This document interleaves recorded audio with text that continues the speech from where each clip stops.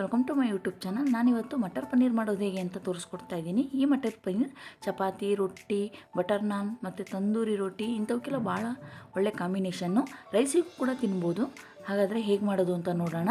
ಅದಕ್ಕೂ ಮುಂಚೆ ಯಾರೆಲ್ಲ ನನ್ನ ಚಾನಲನ್ನು ಸಬ್ಸ್ಕ್ರೈಬ್ ಮಾಡ್ಕೊಂಡಿಲ್ಲ ದಯವಿಟ್ಟು ಸಬ್ಸ್ಕ್ರೈಬ್ ಮಾಡ್ಕೊಳ್ಳಿ. ನಾನು ಮಾಡೋ ವಿಡಿಯೋ ಇಷ್ಟ ಆದರೆ ದಯವಿಟ್ಟು ಲೈಕ್ ಮಾಡೋದನ್ನು ಮಾತ್ರ ಮರಿಬೇಡಿ. ಹಾಗಾದರೆ ಹೇಗೆ ಮಾಡೋದು ಅಂತ ನೋಡೋಣ. ಮೊದಲಿಗೆ ನಾನು ಒಂದು ಬಾಣಲೆ ಇಟ್ಕೊಂಡಿದ್ದೀನಿ. ಅದಕ್ಕೆ 1-2 ಸ್ಪೂನಷ್ಟು ಎಣ್ಣೆನ ಹಾಕ್ಕೋತಾ ಇದ್ದೀನಿ. ಎಣ್ಣೆ ಅಥವಾ ಬಟರ್ ಕೂಡ ಯೂಸ್ ಮಾಡ್ಕೋಬೋದು. ಅದಕ್ಕೆ ನಾನು 200 ಗ್ರಾಮ್ ಆಗಷ್ಟು ಪನ್ನೀರನ್ನ ಹಾಕ್ಕೋತಾ ಇದ್ದೀನಿ. ಪನ್ನೀರನ್ನ ಸ್ವಲ್ಪ ಗೋಲ್ಡನ್ ಬ್ರೌನ್ ಆಗೋವರೆಗೂ ಫ್ರೈ ಮಾಡ್ಕೊಳ್ಳೋಣ, ಅದು ಕಲರ್ ಚೇಂಜ್ ಆಗೋವರೆಗೂ. ಅಥವಾ ನೀವು ಫ್ರೈ ಬೇಡ ಅಂದರೆ ಹಾಗೆ ಕೂಡ ಹಾಕ್ಕೋಬೋದು. ಆದರೆ ಫ್ರೈ ಮಾಡಿಕೊಂಡ್ರೆ ಸ್ವಲ್ಪ ಚೆನ್ನಾಗಿರುತ್ತೆ. ಹಾಗಾಗಿಬಿಟ್ಟು ನಾನಿಲ್ಲಿ ಫ್ರೈ ಮಾಡ್ಕೋತಾ ಇದ್ದೀನಿ.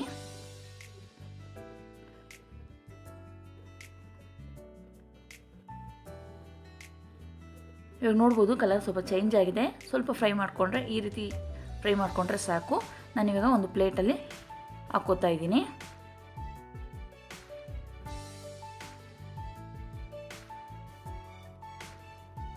ಸ್ವಲ್ಪ ಫ್ರೈ ಮಾಡಿ ಹಾಕ್ಕೊಳೋದ್ರಿಂದ ಸ್ವಲ್ಪ ಚೆನ್ನಾಗಿರುತ್ತೆ. ಹಾಗಾಗಿಬಿಟ್ಟು ನೆಕ್ಸ್ಟ್ ನಾನು ಅದೇ ಬಾಣಲೆಗೆ ಸ್ವಲ್ಪ ಎಣ್ಣೆನ ಹಾಕ್ಕೋತಾ ಇದ್ದೀನಿ. ಎಣ್ಣೆ ಸ್ವಲ್ಪ ಕಾದಿದ ನಂತರ 2 ಮೀಡಿಯಮ್ ಸೈಜ್ ಈರುಳ್ಳಿನ ಹಾಕ್ಕೋತಾ ಇದ್ದೀನಿ. 3-4 ಬ್ಯಾಡಗಿ ಮೆಣಸಿನ್ಕಾಯಿ, 1 ಗೆಡ್ಡೆಯಷ್ಟು ಬೆಳ್ಳುಳ್ಳಿ, ಒಂದು ಅರ್ಧ ಇಂಚಷ್ಟು ಹಸಿ ಶುಂಠಿ, ಇದನ್ನೆಲ್ಲ ಹಾಕ್ಕೊಂಡು ಸ್ವಲ್ಪ ಚೆನ್ನಾಗಿ ಫ್ರೈ ಮಾಡ್ಕೊಳ್ಳೋಣ. ಸ್ವಲ್ಪ ಕಲರ್ ಚೇಂಜ್ ಆಗೋವರೆಗೂ ಈರುಳ್ಳಿ ಅಥವಾ ಬೆಳ್ಳುಳ್ಳಿ ಎಲ್ಲ ಕಲರ್ ಚೇಂಜ್ ಆಗೋವರೆಗೂ ಚೆನ್ನಾಗಿ ಫ್ರೈ ಮಾಡ್ಕೋಬೇಕು. ಇವಾಗ ನಾನು 8-10 ಗೋಡಂಬಿ ಕೂಡ ಸೇರಿಸ್ಕೊತಾ ಇದ್ದೀನಿ. ಅದು ಕೂಡ ಇದ್ರ ಜೊತೆ ಫ್ರೈ ಮಾಡ್ಕೋತಾ ಇದ್ದೀನಿ. ಇದೆಲ್ಲ ಸ್ವಲ್ಪ ಕಲರ್ ಚೇಂಜ್ ಆಗೋ ಫ್ರೈ ಆಗಿದ ನಂತರ ನಾನು ಒಂದು 3 ಟೊಮೊಟೊ, ಮೀಡಿಯಮ್ ಸೈಜ್ 3 ಟೊಮೊಟೊನ ಹಾಕ್ಕೋತಾ ಇದ್ದೀನಿ. ಅದು ಕೂಡ ಸ್ವಲ್ಪ ಸಾಫ್ಟ್ ಆಗೋವರೆಗೂ ಚೆನ್ನಾಗಿ ಫ್ರೈ ಮಾಡ್ಕೋಬೇಕು. ಇದಕ್ಕೆ ಸ್ವಲ್ಪ ಉಪ್ಪನ್ನ ಕೂಡ ಸೇರಿಸ್ಕೊತಾ ಇದ್ದೀನಿ. ಸ್ವಲ್ಪ ಬೇಗ ಬೆಂದೋಗುತ್ತೆ. ಹಾಗಾಗಿಬಿಟ್ಟು ಉಪ್ಪು ಸ್ವಲ್ಪ ಸೇರಿಸ್ಕೊಂಡು ಚೆನ್ನಾಗಿ ಫ್ರೈ ಮಾಡ್ಕೊಳ್ಳೋಣ.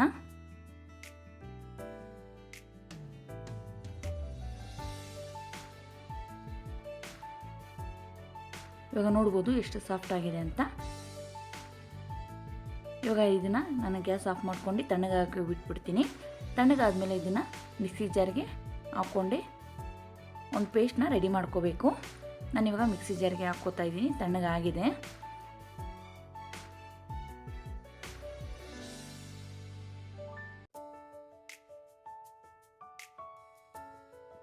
ಸ್ಮೂತ್ ಪೇಸ್ಟ್ ಥರ ಇದನ್ನು ರುಬ್ಕೋಬೇಕಾಗುತ್ತೆ. ಈಗ ನೋಡ್ಬೋದು ನೀವು ನಾನು ಎಷ್ಟು ನೈಸಾಗಿ ರುಬ್ಕೊಂಡಿದ್ದೀನಿ ಅಂತ. ಈ ರೀತಿ ರುಬ್ಕೊಳ್ಳಿ. ನೆಕ್ಸ್ಟ್ ನಾನೊಂದು ಗ್ಯಾಸ್ ಮೇಲೆ ಬಾಣಲೆನ ಇಟ್ಕೊಂಡಿದ್ದೀನಿ. ಬಾಣಲೆಗೆ 2-3 ಸ್ಪೂನಷ್ಟು ಎಣ್ಣೆನ ಹಾಕ್ಕೋತಾ ಇದ್ದೀನಿ. ಎಣ್ಣೆ ಅಥವಾ ಬಟರ್ ಕೂಡ ಯೂಸ್ ಮಾಡ್ಕೋಬೋದು. ಇವಾಗ 2 ಪಲಾವ್ ಎಲೆ, ಒಂದು ಅರ್ಧ ಸ್ಪೂನಷ್ಟು ಜೀರಿಗೆ, ಇದನ್ನೆಲ್ಲ ಹಾಕ್ಕೊಂಡು ಸ್ವಲ್ಪ ಎಣ್ಣೆಯಲ್ಲಿ ಫ್ರೈ ಮಾಡ್ಕೊಳ್ಳೋಣ.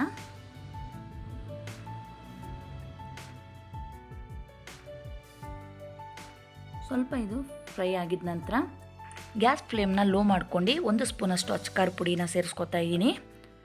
ಅದಕ್ಕೆ 1 ಸ್ಪೂನಷ್ಟು ಧನಿಯಾ ಪುಡಿ, ಹಾಗೆ 1/4 ಸ್ಪೂನಷ್ಟು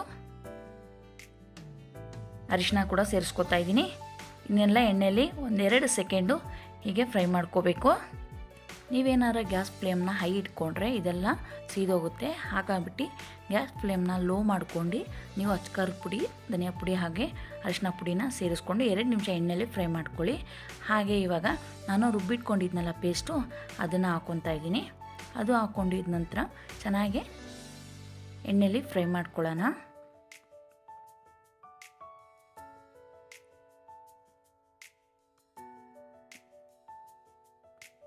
ಇವಾಗ ನಾನು ಒಂದು ಅರ್ಧ ಕಪ್ಪಷ್ಟು ಮಟರ್ ಅಂದರೆ ಹಸಿ ಬಟಾಣಿನ ಹಾಕ್ಕೋತಾ ಇದ್ದೀನಿ. ಇಲ್ಲಿ ನೀವು ಕ್ವಾಂಟಿಟಿ ಹೆಚ್ಚು ಕಮ್ಮಿ ಮಾಡ್ಕೋಬೋದು. ನನ್ನ ಹತ್ರ ಇರೋವಷ್ಟು ನಾನು ಹಾಕ್ಕೊಂಡಿದ್ದೀನಿ. ನೀವು ನೋಡ್ಕೊಂಡು ಜಾಸ್ತಿ ಕೂಡ ಹಾಕ್ಕೋಬೋದು. ನಿಮಗೆ ಎಷ್ಟು ಬೇಕು ನೋಡ್ಕೊಂಡು ನೀವು ಹಾಕ್ಕೊಳ್ಳಿ. ನಾನಿವಾಗ ಮಿಕ್ಸಿ ಜಾರ್ನ ತೊಳೆದಿರುವ ನೀರನ್ನ ಹಾಕ್ಕೋತಾ ಇದ್ದೀನಿ. ಇವಾಗ ಚೆನ್ನಾಗಿ ಒಂದ್ಸರಿ ಮಿಕ್ಸ್ ಮಾಡ್ಕೊಳ್ಳೋಣ. ಮಿಕ್ಸ್ ಮಾಡಿದ ನಂತರ ಇವಾಗ ರುಚಿಗೆ ತಕ್ಕಷ್ಟು ಉಪ್ಪನ್ನ ಕೂಡ ಹಾಕ್ಕೋತಾ ಇದ್ದೀನಿ.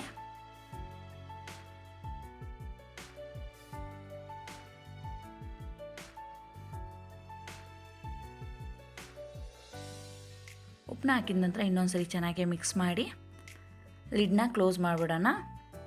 ಒಂದು 5 ನಿಮಿಷ ಸಾಕು, ಬಟಾಣಿ ಬೆಂದು ಹೋಗ್ಬಿಡುತ್ತೆ.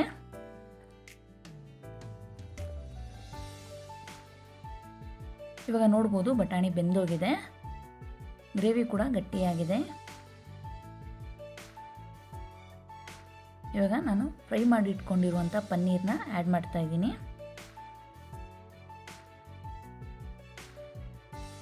ಪನ್ನೀರ್ನ ಹಾಕಿದ ನಂತರ ಒಂದ್ಸರಿ ಚೆನ್ನಾಗಿ ಮಿಕ್ಸ್ ಮಾಡ್ಕೊಳ್ಳೋಣ. 1/4 ಸ್ಪೂನಷ್ಟು ಗರಂ ಮಸಾಲ, ಸ್ವಲ್ಪ ಕಸೂರಿ ಮೇಥಿ,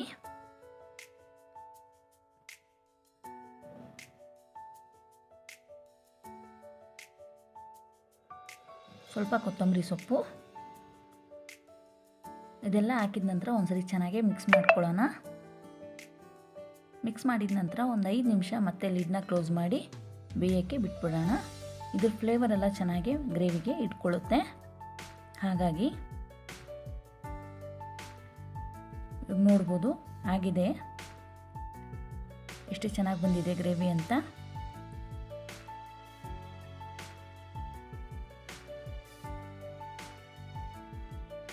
ಇವಾಗ ನಾನು ಒಂದು ಬೌಲ್ಗೆ ಸರ್ವ್ ಮಾಡ್ಕೊತಾ ಇದ್ದೀನಿ. ಫ್ರೆಂಡ್ಸ್, ನೀವು ಒಮ್ಮೆ ಮನೆಯಲ್ಲಿ ಟ್ರೈ ಮಾಡಿ, ಭಾಳ ರುಚಿಯಾಗಿರುತ್ತೆ.